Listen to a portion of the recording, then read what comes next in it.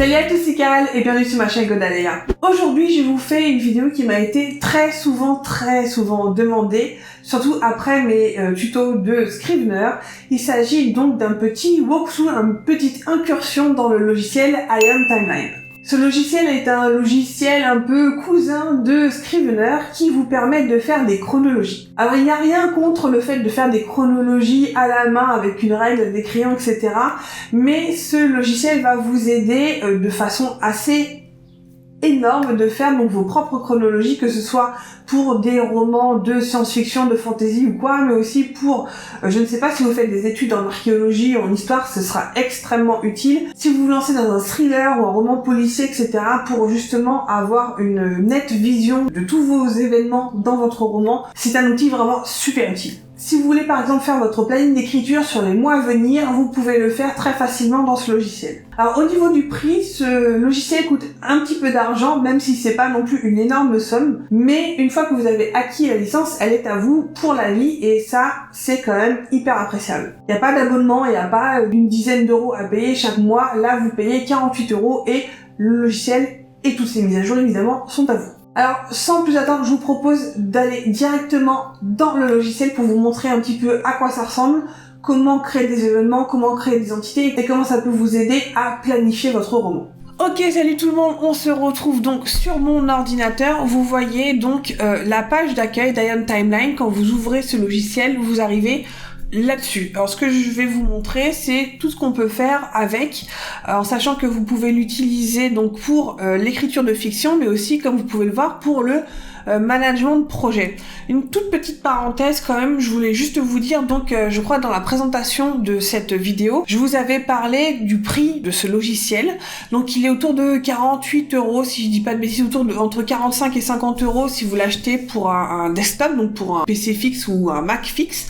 Mais il y a une version qui existe sur iPad aussi, et cette version sur iPad est à acheter séparément déjà, et elle est moins chère, elle est je crois autour de 22 €. Donc si vous avez un iPad normal ou un iPad Pro, vous pouvez toujours aller voir. Je crois que de toute façon sur la version sur PC fixe, vous avez un mois d'essai, donc je vous encourage en tout cas à tester ce mois d'essai, et si ce logiciel peut-être vous plaît, je vous encourage vraiment à l'acquérir. Après si vous n'en avez pas besoin, si vous faites vos chronologies, si vous n'avez pas besoin de faire des chronologies, c'est très bien pour vous. Moi je sais que j'en ai eu besoin, donc s'il y en a qui parmi vous ne se satisfont pas de faire leur chronologie à la main au crayon sur des feuilles de papier, ça peut être une bonne alternative si vous avez quelques sous à dépenser. Donc quand vous arrivez ici sur la page d'accueil de Ion Timeline, comme vous voyez, c'est en anglais. Il va falloir s'y faire puisqu'il n'y a pas de traduction en français, même si à l'intérieur, vous allez pouvoir changer quelques trucs en français. Donc vous avez plusieurs cas de figure dans lesquels vous pouvez utiliser Ion Timeline, comme vous pouvez voir. Donc l'écriture de fiction, le management de projet, tout ce qui est judiciaire, tout ce qui est historique, voilà, le screenplay, donc c'est tout ce qui est scénario pour le film ou la télé, et ou carrément l'utiliser pour vous organiser de manière générale. Alors ça, Google Calendar ou n'importe quel calendrier, ou même votre bullet journal peut le faire aussi, c'est pas une obligation, mais sachez que vous pouvez du coup le faire. Ce que vous voyez ici, là, en bas, ce sont des custom templates, donc ce sont des modèles custom que j'ai fait pour moi, et ça, donc, c'est des choses que vous pouvez du coup créer vous-même pour vous lancer dans un nouveau projet. Ça peut être très utile, par exemple, notamment si vous vous lancez, par exemple, je sais pas, si vous faites des romans qui se passent dans un monde contemporain, etc. Et ben justement, comme dans Ion Timeline, vous pouvez gérer le calendrier, et comme quand vous allez acquérir Ion Timeline, votre calendrier, comme tout le reste du logiciel est en anglais, vous pouvez justement renommer tous les jours de la semaine et tous les mois de l'année, etc. en français, et enregistrer ceci en template. Comme ça, vous n'aurez qu'à créer en fait une nouvelle timeline à partir de ce modèle-ci pour avoir votre calendrier en français. Ça peut être justement une bonne idée, et je pense que c'est ce que j'ai fait pour votre roman ici. Et comme vous pouvez donc modifier votre calendrier, donc changer les jours de l'anglais en français, vous pouvez également créer votre propre calendrier, mais ça je vous montrerai ça tout à l'heure, donc créer votre propre calendrier. Si vous faites de la fantasy ou si vous faites de la science-fiction par exemple, vous pouvez totalement changer et personnaliser votre calendrier. Ce que je vais vous montrer par exemple, c'est un petit management de projet par exemple que j'ai fait pour l'écriture de mes romans. Voilà, ça par exemple c'est ce que j'ai créé pour l'écriture de mon roman L'Oiseau de Feu. Donc ça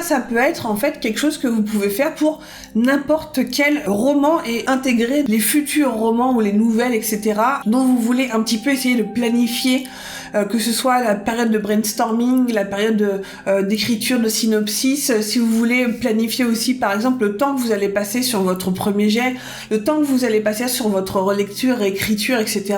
Ça peut être justement l'endroit où vous pouvez faire ça. Là j'ai juste planifié donc l'écriture de mon roman, celui sur lequel je suis en train de travailler, donc L'Oiseau de Feu. Mais il se peut aussi que je peux très bien mettre par exemple tout ce qui concerne Versipellis aussi là-dedans, en sachant que bon, comme j'ai commencé il y a très longtemps, pour moi ça sert à rien de mettre ce qui a été fait vraiment il y a longtemps. Par contre, quand je vais commencer à travailler sur le tome 2, je vais pouvoir rentrer les données là-dedans. Alors Iron Timeline, en quoi ça consiste? Vous avez donc, comme je vous disais, une chronologie ici dans laquelle vous allez indiquer des événements. Ces événements, vous allez les construire à partir de ce qu'on appelle des entités. Et les entités, vous allez pouvoir en créer vraiment à la demande en fonction de ce que vous voulez tracer dans votre roman. Ici, pour nous faire donc les paramètres justement de votre timeline, c'est ici ce que vous allez utiliser. Donc c'est là les paramètres de votre timeline, donc timeline settings. Ici, vous avez gérer les entités. Ici, ça c'est pour rajouter un événement, le petit plus. Et ici, c'est pour rajouter une entité. Donc, vous devez créer des types d'entités et ensuite, vous allez pouvoir créer les entités en fonction des types que vous avez créés. Par exemple, ce que je peux vous montrer, donc ça, c'est la timeline de mon nouveau roman, L'Oiseau de Feu. Alors, je vous montre pas des trucs hyper spoilerisants, divulgachants. Là, c'est juste, par exemple, la partie où j'ai noté la date de naissance de chacun de mes personnages, puisque vous allez pouvoir, en fonction des personnages, donc indiquer leur date de naissance, leur date de mort, ce qui fait que dans toute la timeline, vous allez pouvoir savoir quel âge ont vos personnages à n'importe quel événement, à n'importe quel moment de votre histoire. Et ça, c'est vachement bien. Donc ça, c'était la petite parenthèse. Donc les paramètres de la chronologie de votre timeline. Vous allez ici sur la petite croix d'enclé. Et donc vous allez avoir ici le range. Ça c'est juste par exemple comment est-ce que vous allez gérer votre fourchette de temps. Donc là ce sont des dates pour moi et donc ce sont des dates normales. Vous pouvez ici choisir comment elles vont apparaître. Donc si c'est semaine 1, semaine 2, semaine 3, etc. Si vous voulez carrément afficher ce soit le jour 1, jour 2, jour 3, ou alors que ce soit si vous avez un scénario et une intrigue vraiment très très rapprochée, que ce soit juste quelque chose qui se passe en juste quelques heures ou quelques minutes, si c'est votre cas, vous pouvez du coup le mettre en termes de temps, de minutes et d'heures. Ici vous avez le formatage de la date, ici vous pouvez changer comme vous voyez, donc vous pouvez choisir ou la version abrégée, c'est-à-dire juste les chiffres, ou alors la version médium, donc le chiffre, le mois écrit abrégé, pardon, ou alors vraiment la version longue, le mois écrit en entier. Là vous voyez c'est écrit en anglais, mais c'est juste pour vous donner juste une idée de comment ça va être écrit, puisque après vous pouvez, comme je vous disais, changer le formatage de votre calendrier, donc ce sera écrit dans votre fichier en français. Et ici vous pouvez du coup éditer le calendrier, mais comme là je suis sur un fichier où le calendrier a déjà été édité et dans lequel j'ai déjà rempli des événements, etc., je ne peux plus changer le calendrier. Ça, sachez-le bien, une fois que vous avez commencé à mettre des événements, vous ne pouvez plus changer le calendrier. Donc c'est vraiment la première chose qu'il va falloir faire en arrivant sur votre fichier. Donc ici vous avez les propriétés. En général j'y touche pas trop, mais c'est juste en fait en fonction de ce que vous voulez surveiller dans votre timeline. Si c'est par exemple pour un scénario, une intrigue de roman, vous n'avez pas forcément besoin de suivre, c'est pas en pourcentage de l'avancée de la tâche comme ça pourrait être par exemple pour le management d'un projet, d'une équipe, quoi que ce soit, parce que ça le Iron Timeline peut aussi le faire, ça c'est pas le cas. Donc ici en général on va juste mettre, voilà, ce sont des notes que vous verrez ici sur le côté. et tout simplement, voilà, vous pouvez mettre ou alors une simple ligne de texte, ou alors un pavé de texte où vous pouvez mettre, par exemple, ce qui va se passer dans votre scène et vraiment être assez, exhaustif, vraiment raconter tout ce que vous voulez. Vous pouvez mettre, comme je vous disais, des pourcentages, c'est-à-dire que voilà, si vous estimez que vous voulez suivre cette partie-là, ça pourrait être le cas, par exemple, ici, si je voulais suivre l'avancée de mon Kemp Nano en termes de pourcentage, ça c'est quelque chose que je peux rajouter, donc en rajoutant ici dans les propriétés, rajouter progrès en pourcentage, et ce qui veut dire que ici, par exemple, en ouvrant ici, j'ai, comme vous pouvez voir, le progrès de la tâche en pourcentage. Et je pense que du coup, on peut changer ça ici dans les valeurs en fait de l'événement. Si je mets par exemple 20%, vous voyez avancer de 20% dans ma tâche. Revenons ici donc au type d'entité. Donc c'est là où ça va être super intéressant et vous allez pouvoir vraiment suivre ce que vous avez envie de suivre quand vous faites votre chronologie. Là par exemple, moi j'ai décidé de suivre 4 types d'entités pour chacun de mes événements. C'est-à-dire que par exemple le premier, vous voyez, j'ai voulu suivre les 22 étapes de John Truby, c'est-à-dire que donc j'ai créé ici avec le petit plus, j'ai créé une nouvelle entité que j'ai appelée les 22 étapes de John Truby. Ces étapes, vous allez pouvoir les détailler à côté dans gérer les entités. J'ai voulu aussi gérer donc les personnages, et donc les personnages, vous voyez qu'il y a les participants de la scène. Ça, de base, en fait, quand vous créez un fichier de fiction, vous avez forcément les participants et les witness, je crois en anglais, ce qu'ils mettent. Donc là, j'ai juste mis donc en français les témoins et les observateurs. Donc vous avez des personnages qui vont vraiment participer activement ou physiquement à l'événement en question, et vous avez les personnages qui vont être mentionnés, ou les personnages qui vont observer, mais qui sont là ou qui observent l'événement, mais qui ne participent pas en tant que tel. Ça peut être, je sais pas, justement, imaginez votre serial killer qui revient sur les scènes, sur la scène de crime, et par contre votre événement est du point de vue, je sais pas moi, des enquêteurs. Et vous pouvez mettre que voilà, en participant, vous pouvez mettre votre enquêteur, etc. Et dans témoin observateur, vous pouvez mettre votre serial killer, et du coup vous savez qu'il était là dans la foule par exemple, mais le participant ne le sait pas. Voilà. Ça peut être quelque chose qui est très très intéressant à suivre. Vous pouvez aussi changer, en rajouter. Ici, j'ai aussi mis donc comme entité les arcs narratifs que je voulais suivre dans ce roman, en sachant que donc si vous cochez ici cette petite case, vous pouvez du coup par événement suivre plusieurs arcs.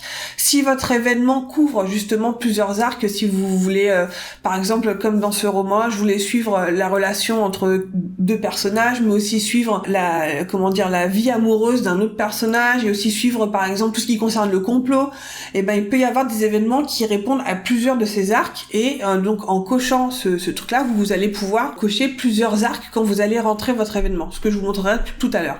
Et aussi vous avez le lieu dans lequel se passe votre scène. Et ici vous avez les couleurs, et ça c'est aussi extrêmement important. Moi dans ce roman là par exemple, je commence le roman en ayant une alternance de points de vue, donc on va suivre un personnage d'un côté, un autre personnage de l'autre, et à un moment dans le récit, elles se retrouvent toutes les deux, et on suit ensuite le récit, mais vraiment du point de vue des deux personnages donc principaux, et on continue.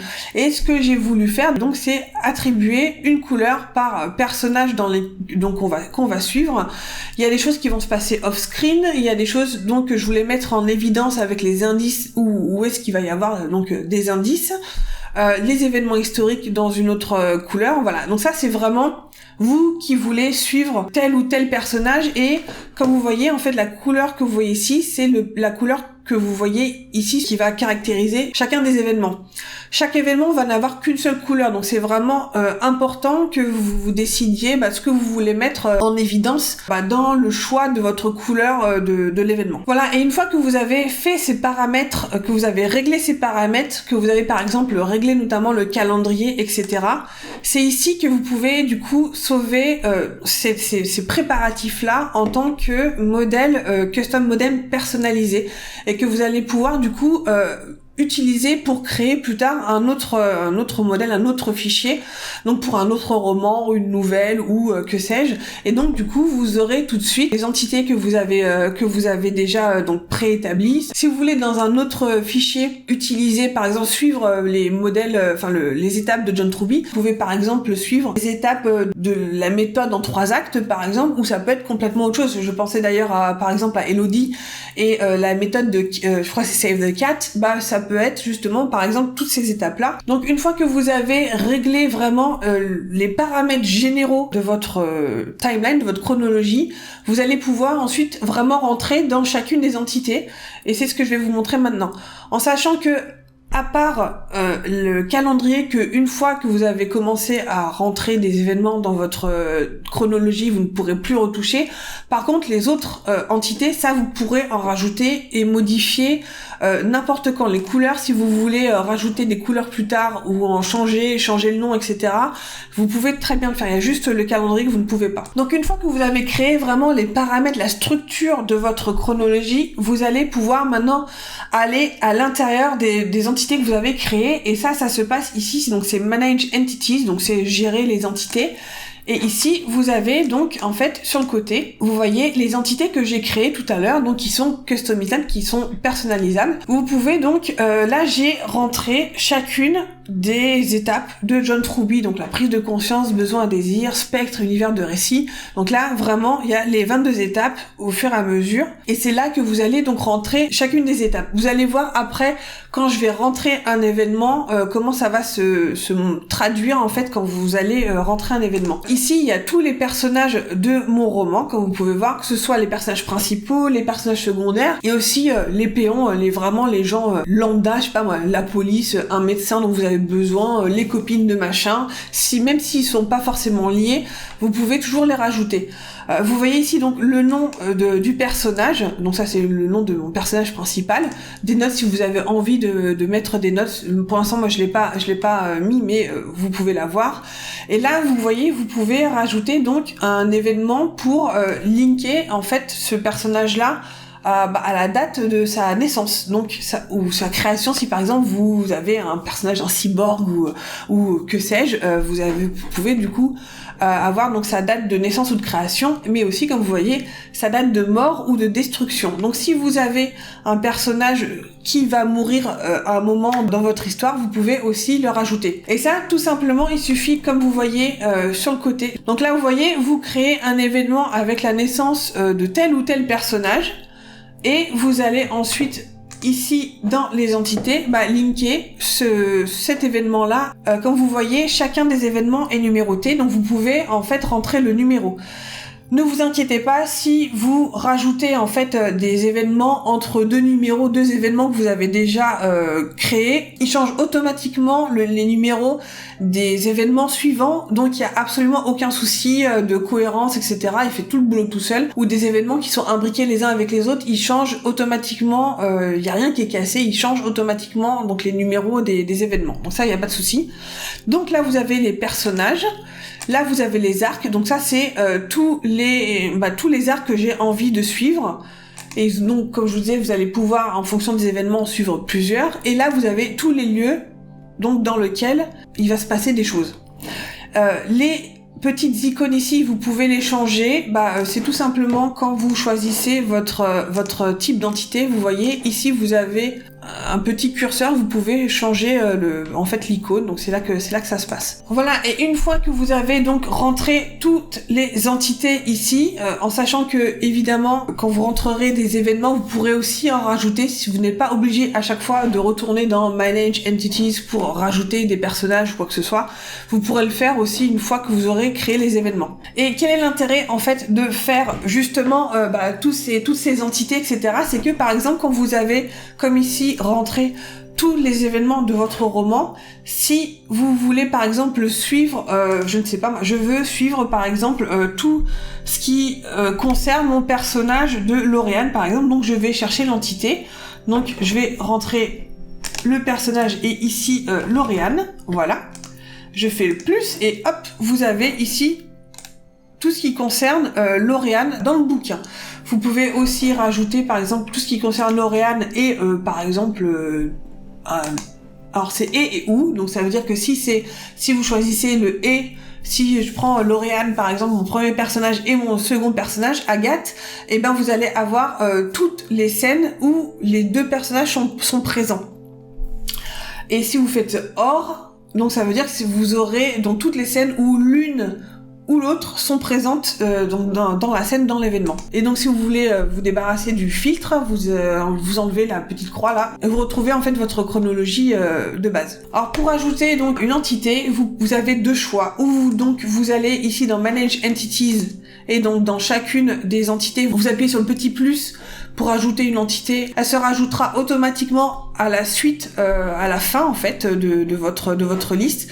Si vous voulez les remettre dans un ordre différent, vous suffit de cliquer sur l'élément que vous voulez et vous appuyez ici sur les flèches pour le monter ou le descendre dans l'ordre, puisque l'ordre va rester tel quel ensuite. Donc vous pouvez ou passer par ici, ou alors après, si vous vous rendez compte, ah tiens, je rajouterais bien par exemple un personnage, et ben vous allez ici et je vous rajoutez add personnage et hop, vous allez rentrer son nom, voilà, et il va être automatiquement créé, voilà, donc il a un nom à coucher dehors. Et vous voyez ici, si je vais dans les personnages, et ben il va être ici à la fin. Et si je veux évidemment l'enlever, ben vous allez ici dans Manage Entities et vous faites Delete Entity et il disparaît tout simplement. Et ça, donc vous pouvez le faire pour n'importe quelle des entités. Donc si vous en créez autant que vous voulez, vous pouvez vraiment en créer vraiment tout ce dont vous avez besoin. Maintenant, en ce qui concerne les événements en tant que tels, c'est-à-dire là par exemple la naissance de machin bidule, vous avez plusieurs choix. Vous allez ou ici, donc dans le petit plus, et vous allez créer un événement, ou alors vous double-cliquez quelque part dans la chronologie et ça ouvre exactement la même fenêtre. Donc là par exemple, il se passe, je sais pas, la naissance de, je sais pas moi. Je vais mettre la naissance de Amélia, qui est un personnage tertiaire, on s'en fout, de Amélia Béranger, voilà. Donc la couleur, bah limite on s'en fout. Si c'est une naissance par exemple, je vais la mettre en off-screen parce que vous pouvez très bien avoir une couleur qui concerne justement juste les naissances de vos personnages. Vous pouvez ne pas mettre les couleurs pour des trucs génériques. C'est à vous d'essayer de concevoir ce dont vous avez besoin. Ça risque d'être un petit peu compliqué au début. Moi je sais que là par exemple pour mon deuxième roman, j'ai eu beaucoup moins de mal à justement setuper, à préparer les choses, paramétrer les choses, plutôt que quand j'ai fait ceci pour Versipelli, j'ai eu beaucoup plus de mal. Donc ça c'est juste par exemple que je peux vous conseiller parce que j'ai fait un petit peu d'expérience et ces paramètres-là me correspondent bien mieux. Donc là pour créer un événement, donc vous avez le titre de l'événement. Donc là par exemple la naissance d'un personnage, ça peut être machin, voix machin, ça peut être vraiment tout ce que vous voulez.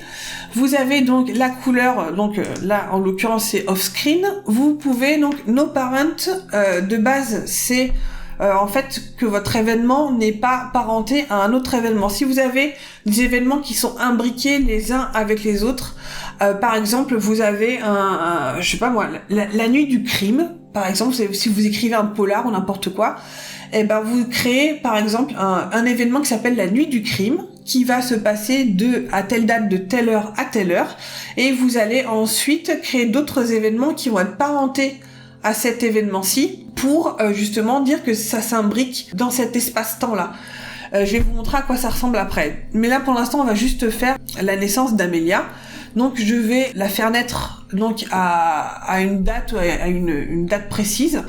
Alors pour tout ce qui est date, vous avez plusieurs choix. Vous pouvez choisir de mettre ou juste une année, si c'est par exemple un événement historique ou vraiment un truc général. Vous pouvez choisir ici ou juste l'année et le mois. Donc vous pouvez choisir que ça se passe en janvier 2843. Ou vous pouvez donc choisir carrément donc la date précise. Ou vous pouvez aussi choisir à l'heure précise. Donc ça c'est vraiment vous qui voyez. De base vous pouvez donc ici rajouter donc la date, je sais pas moi, elle est née, vous pouvez changer l'année ici, on va dire qu'elle est née, je crois qu'elle est vachement plus jeune que ça quand même, elle est née en 1867, voilà, le 4 janvier 1867. Vous pouvez mettre la durée donc de l'événement, donc ça peut être des secondes, des minutes, des mois, des années. Et donc là vous voyez ici, vous avez les entités qu'on a créées avant donc les étapes de John Truby.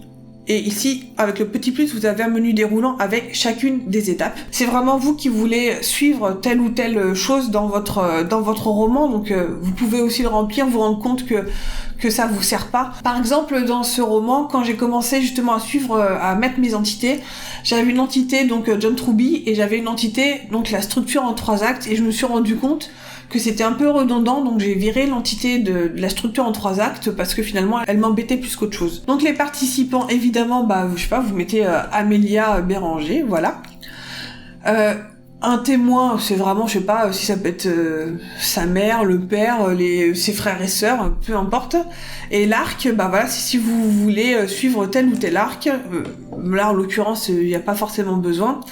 Et la location, ça vous pouvez changer aussi, hein, la location, le nom, c'est en anglais, je me suis rendu compte que je l'avais pas changé, mais vous pouvez aussi changer ce que vous voyez ici, peu importe, ou à l'hôpital, on va mettre à l'hôpital, parce qu'elle est peut-être née à l'hôpital, voilà.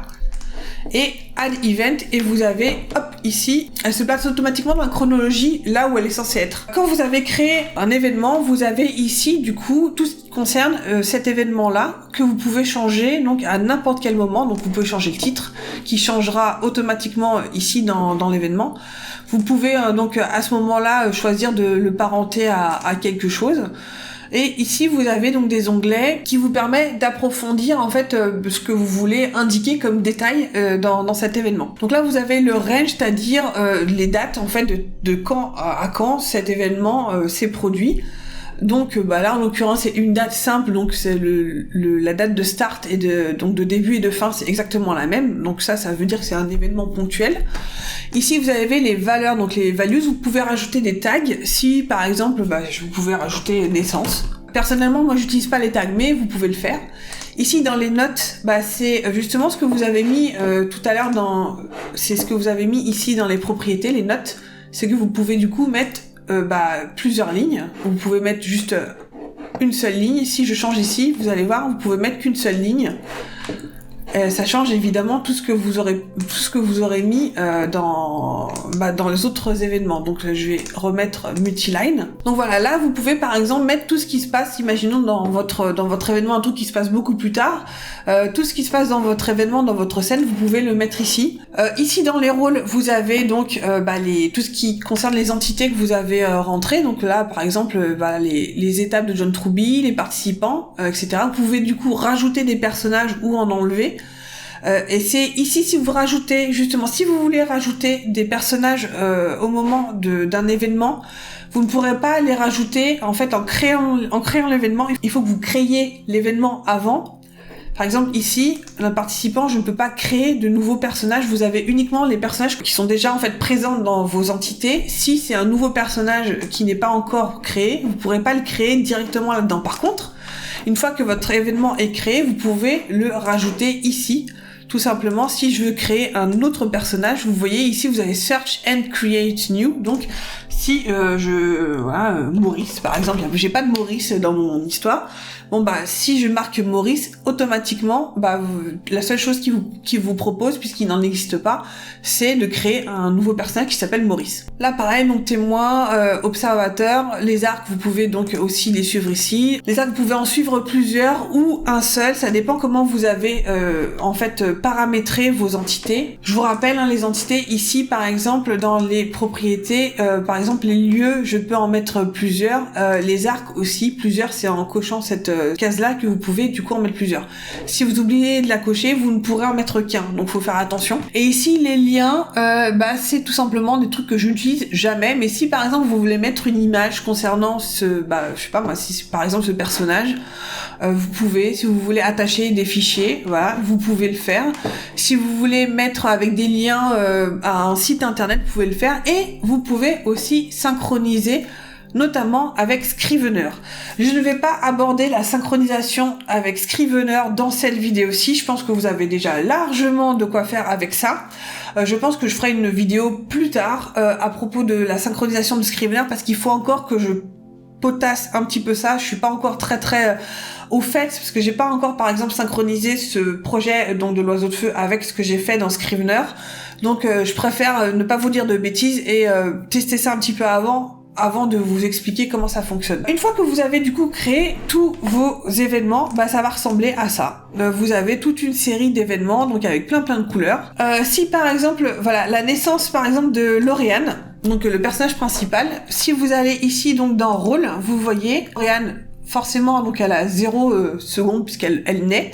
Et si je mets participant, donc sa mère par exemple, Esther, comme j'ai déjà rentré en fait la date de naissance de ses parents, donc Esther et Louis, donc ce sont ses 2 parents, vous voyez par exemple, Esther elle avait 23 ans quand sa fille est née et Louis avait 27 ans quand sa fille est née.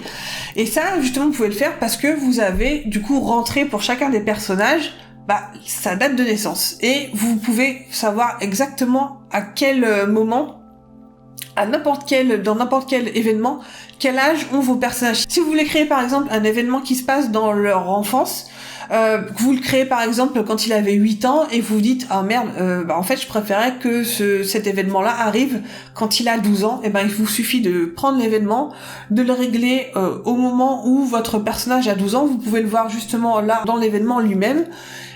Et puis c'est tout quoi. Si vous avez créé par exemple un personnage de vieille femme et vous vous rendez compte que cette vieille femme à tel événement, elle a 78 ans, je la trouve peut-être un petit peu trop vieille, il faudra peut-être que je la rajeunisse, et tout simplement, vous changez, vous prenez la naissance du personnage et vous le mettez à la date de naissance qui vous convient le mieux, et du coup vous pourrez voir en fait là elle a plus 57 ans, ça me paraît plus logique. Et vous avez remis correctement la date de naissance de votre personnage. Alors ça, c'est des trucs que vous ne pouvez pas forcément faire quand vous faites une chronologie à la main, à la règle, au crayon, au crayon à papier, peu importe. Et c'est quand même hyper pratique si vous voulez du coup suivre la date de naissance des personnages, l'âge de vos personnages. Si vous voulez mettre en avant, par exemple, si vous faites un polar, si vous voulez mettre en avant du coup votre, je sais pas moi, tel indice, il le trouve à tel moment, tel indice se trouve à tel moment. Vous pouvez voir en fait en un seul regard où est-ce que vous en êtes, et ça c'est quand même hyper pratique. Je vais vous montrer maintenant les événements imbriqués, donc les événements parentés les uns dans les autres, donc quand vous voulez faire des packs d'événements qui sont liés les uns aux autres. Donc là je vais faire une nuit à l'opéra, voilà, donc ça va se passer en 1816, c'est vraiment un truc random.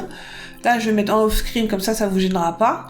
Donc, on va dire que ça se passe au mois d'août, voilà, le 7 août, un mercredi soir, et je décide que ça dure 2 heures, par exemple, donc je vais mettre 2 heures ici, entrée, et ça vous crée l'événement ici. J'aurais pu très bien continuer à écrire, c'est juste que là j'ai fait entrer, du coup ça a créé l'événement. Mais c'est pas grave, si vous avez fait ça, il vous suffit en fait de changer les données, ici ce sera exactement la même chose. Donc là, la nuit à l'opéra, finalement je décide que c'est 3 heures, donc voilà, je change en 3 heures, et vous avez par exemple exactement, quand vous n'avez pas mis de date de début, de base, ça commence à minuit. Si vous décidez de changer la date, tout simplement, vous décidez que ça commence à 20h. Donc ça commence à 20h et ça va automatiquement se mettre à jour, donc vous voyez 20h à 23h. Là disons que par exemple je vais créer un autre événement avec un personnage lambda, tiens Maurice, dont on parlait tout à l'heure. Maurice se casse la figure dans le grand escalier. C'est vraiment random. Donc c'est ici que je vais parenter avec du coup ma nuit à l'opéra, ici. Et donc ça va se mettre automatiquement à la bonne date normalement. Donc le 7 août, il s'est pété la gueule par exemple à 21h. Voilà. Et donc on va pas mettre de durée parce que c'est un événement ponctuel. Et là par exemple je vais décider que c'est le spectre, ou non peut-être pas le spectre carrément, on va changer, je sais pas, c'est l'événement déclencheur, voilà, du roman. Participant, là du coup comme j'ai pas créé Maurice, il n'existe pas, je peux vous montrer. Là vous voyez j'ai que search dans la barre, j'ai pas search et create, j'ai que search, donc ça c'est vraiment uniquement les personnages qui sont déjà présents dans vos entités. Donc si je fais Maurice, il va rien trouver, donc pour l'instant je vais laisser vide. Témoin et observateur, pareil, je vais laisser vide, on s'en fout. L'arc, ça c'est vous qui verrez ce que vous voulez suivre.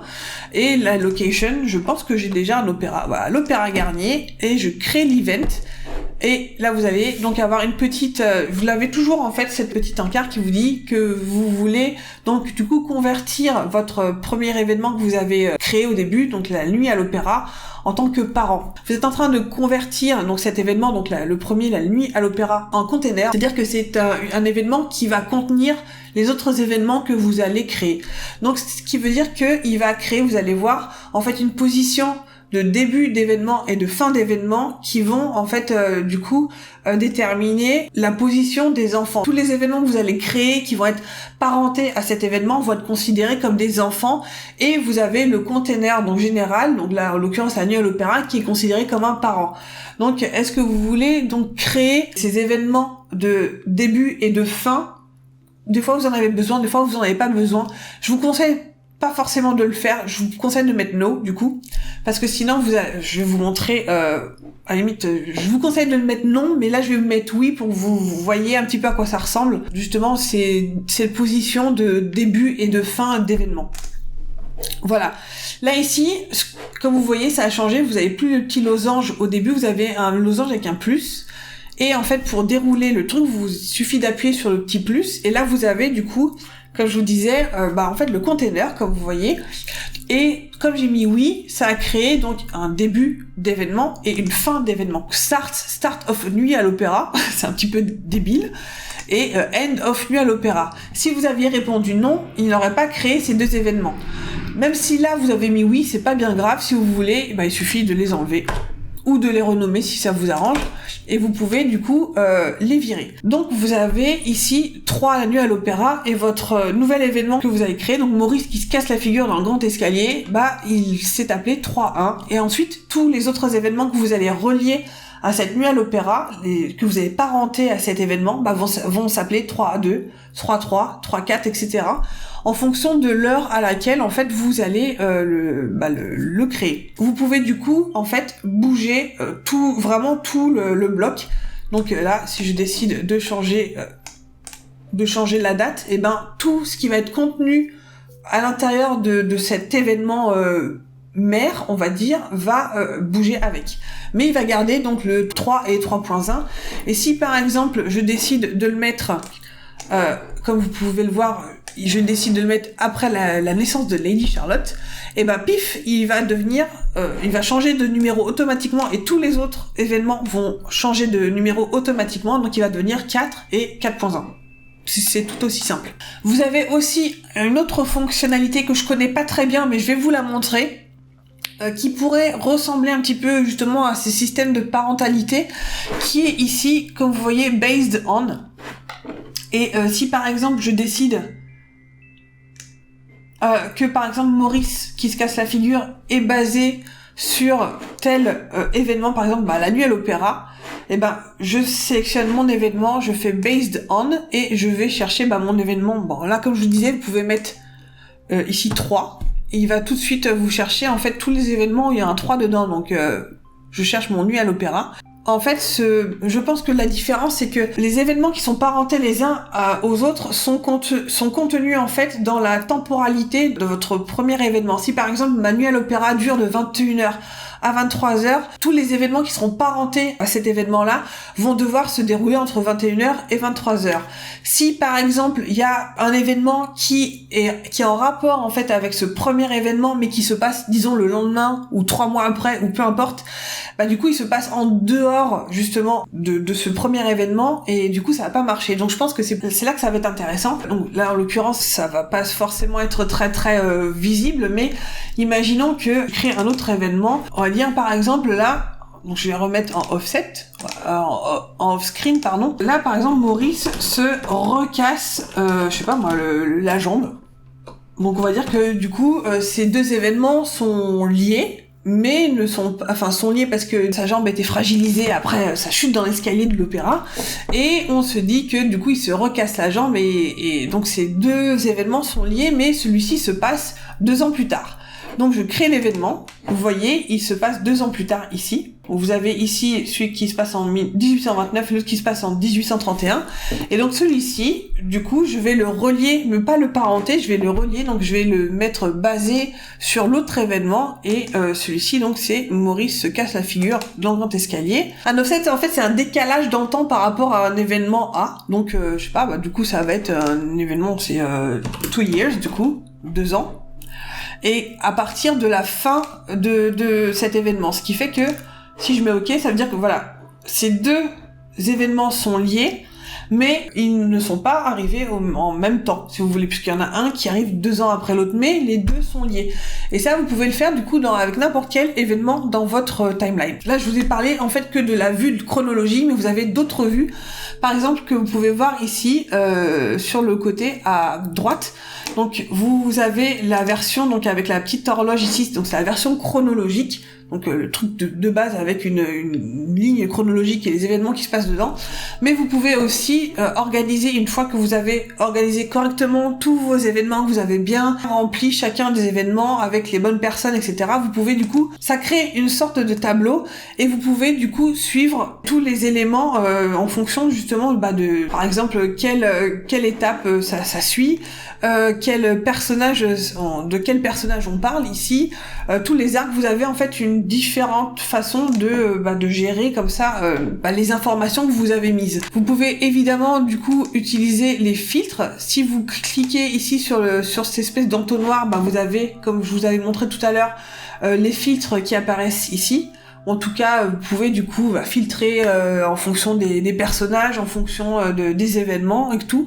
C'est vraiment hyper puissant et je vous invite à aller voir ce qui vous convient le mieux. Si vous préférez du coup utiliser une vision comme ça, plutôt par tableau ou par chronologie. Vous avez aussi ici un système de groupement. Si par exemple je veux grouper par personnage, par exemple, donc là vous avez tout ce qui concerne tous les personnages. Vous avez ici du coup tous les événements que vous avez rentrés avec en fonction de tous les personnages les uns après les autres. C'est juste en fait une façon différente de vous montrer les choses. Moi perso, par exemple, pour ce deuxième roman, je l'ai utilisé à un moment où j'étais en train de fignoler le synopsis général. J'avais créé donc les synopsis de tous les personnages, ce qui du coup me donnait de la matière pour mettre tous les événements, donc avec une couleur par personnage par exemple, comme je vous ai montré.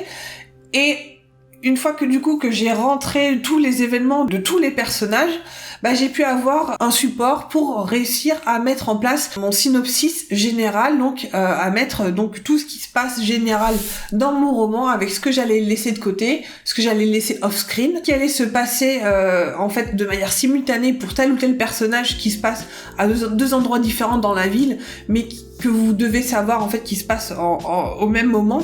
Ça vous permet de le voir tout simplement. Et moi ça m'a vraiment beaucoup aidé à construire ce synopsis général. Ça m'a aussi beaucoup aidé à faire le chapitrage, la mise en scène en fait, décider qu'est-ce qu'il allait avoir comme chapitre, qu'est-ce qu'il allait avoir comme scène, et c'est ça que vous allez pouvoir synchroniser en fait entre I Am Timeline et Scrivener si vous utilisez Scrivener.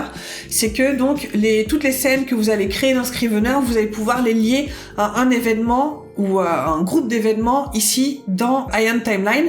Et une fois que vous allez par exemple changer quelque chose dans I Am Timeline, que vous resynchronisez les choses entre les deux logiciels, ça va automatiquement se mettre à jour dans l'autre logiciel. Mais ça je vous montrerai plus tard. Donc voilà, je crois que j'ai abordé tout ce dont vous aviez besoin dans ce software. Je le trouve extrêmement bien fait. Faut juste peut-être un petit peu bidouiller là-dedans et vous faire la main dessus. Mais si vous avez des questions, n'hésitez pas à me les poser. Je sais que si vous parlez anglais, n'hésitez pas aussi à avoir peut-être d'autres vidéos qui vont vous expliquer des trucs plus en détail. Peut-être aussi sur les forums et sur le site directement de I Am Timeline, ils sont assez réceptifs. Si vous avez des questions ou des problèmes, vous pouvez sans doute avoir vos réponses là-bas. Voilà, cette vidéo est terminée. J'espère qu'elle vous aura été utile. Si vous avez des questions précises justement sur des points que je n'ai pas forcément abordés, n'hésitez pas à laisser votre question ici dans les commentaires. Je me ferai une joie, si je peux en tout cas vous répondre, je me ferai une joie de le faire. Maintenant, amusez-vous bien avec ces chronologies et je vous dis à la prochaine dans une nouvelle vidéo. Ciao!